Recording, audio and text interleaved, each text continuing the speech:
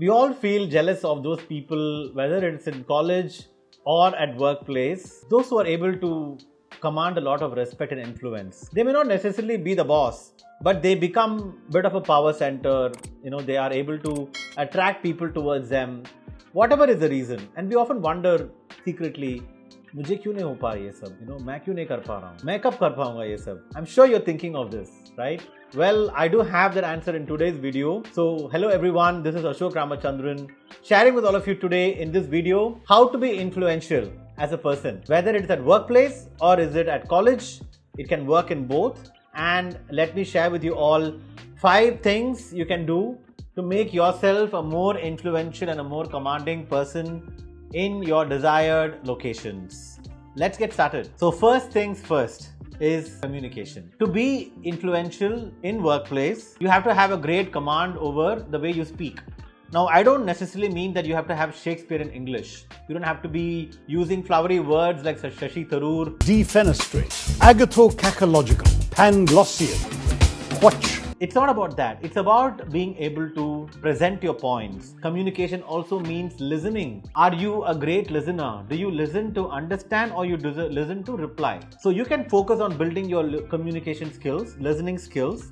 And when you speak about the communication part of talking to people, I've always recommended in other videos, Toastmasters Club is a very simple place you can join and you can practice communication skills. And if you're worried that you are an introvert and you will struggle with communication, I do have a video as well that I have made before, which I will tag in this video.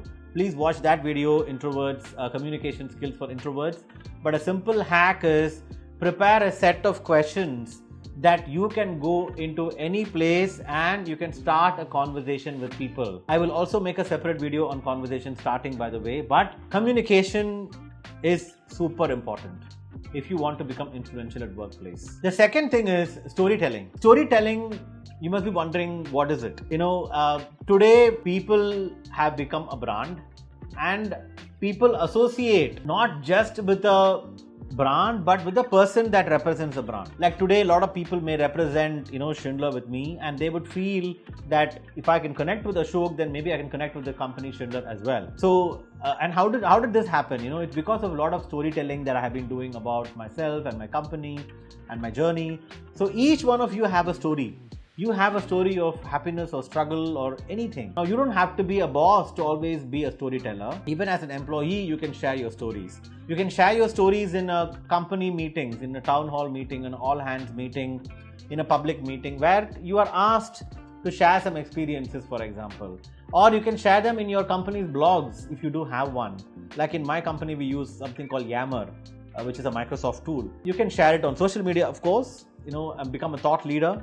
Storytelling attracts people to you, because your stories could be similar to theirs, and that can help them connect with you at a personal level. They may say, hey, this story is similar to me. Like when I share my story of my school and college failure, majority of Indian students relate to it because many of them fail. And they feel ki, hey, if this guy can become a CEO from being a college failure, I can be too. So then, I suddenly start becoming an influencer for them in their mind. So you can do it too, using storytelling. Third part is role modeling. Role modeling is very, very important to take all the goodness and take you to a different level altogether.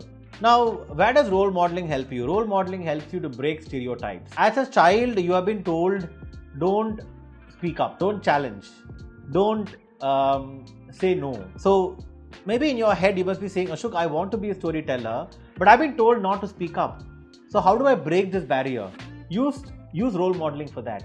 Use good mentors, identify good mentors, work with them, help you to become a better version of yourself so that you can become more confident. I've even, recently read somewhere that you can have, like how companies have board of directors, as an employee or as a person, you can have a board of advisors. They can be friends, parents, or some senior people, 4 or 5 people, for example, right? Who you connect with regularly, and you can help them to help you to make better decisions in your career and life. Now, that is where role modeling is very important. So again, strongly advise you to have great mentors.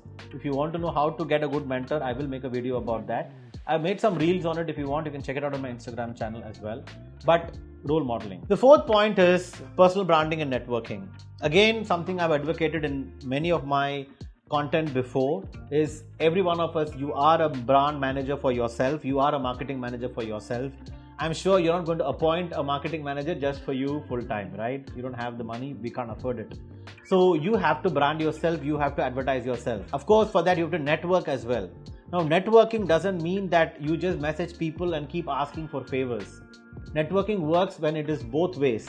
When I add value to you, you add value to me. It's important that when you're trying to network with someone, research about them, try and find what would add value for them. You can read about their company, recent things they're working on. You can read about the person, what are the kind of interests they have. For example, if I have interest in book reading, maybe you can send me a message about the particular book you read and some key points. One person, by the way, did this, a guy called Ayush, who will watch this video as well. He does it very well. He's done twice to me, in fact, in the past. I really would like all of you to think about networking, not just from an angle of connecting for favors, but connecting to add value.